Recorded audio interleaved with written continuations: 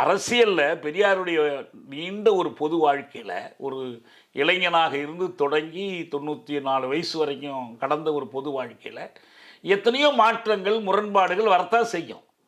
இந்த முரண்பாடுகளுக்கு நடுவில் மையமாக நின்ற இழை எது? அவரு சொன்னாரு, இழிவை நீக்க இஸ்லாம் வழின்னு சொன்னாரா இல்லையா பெரியாரு? அதையும் பெரியார் தானே சொன்னாரு. அவர் மத மாற்றத்தை ஆதரிக்கல. அம்பேத்கர் பௌத்த மதத்துக்கு மாறும்போது கூட அவர் அதை ஆதரிக்கல. இல்லை, இந்து சமூகத்துக்குள்ள மாற்றங்கள் செய்யணும், போராட வேண்டிய கட்டாயம் இருக்கு என்று சொல்லிதான் நிலைப்பாடு எடுக்கிறார். அப்படி இருக்கும்போது இஸ்லாமுக்கு போறாங்க, போகட்டும், அவன் இழிவை நீக்க அது வழின்னு சொன்னா தாராளமா போடலாம் அப்படின்னு சொன்னார்.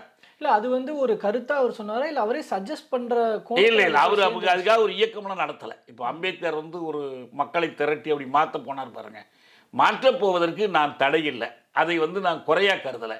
ஆனால் எந்த மதத்தையும் அவர் ஏற்றுக்கொள்ளலை. இஸ்லாமாக இருக்கட்டும், கிறிஸ்தவமாக இருக்கட்டும், கிறிஸ்தவத்தில் பல்வேறு பிரிவுகளாக இருக்கட்டும், சைவம் வைணவம் ஏன்னா கடவுள் இல்லைங்கிற நிலைப்பாடு எடுத்துட்டார் இல்லையா?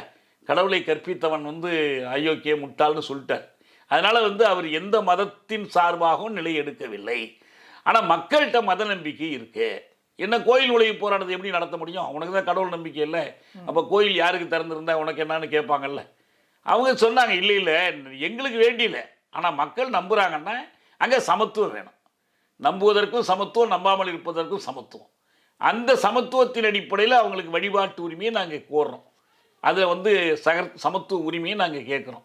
அதுபோல தான் உங்களுக்கு இந்த இஸ்லாமியர்கள் போகிறாங்கன்னா ஏன் போகிறான்? தீண்டாமை இருக்கிறதுனால போகிறான், சாதி இழிவு இருக்கிறதுனால போகிறான். இழிவை போக்க இஸ்லாம் தான் வழின்னா நல்லா போகலாமே, போகலான்னு தான் சொல்கிறார் அவர்.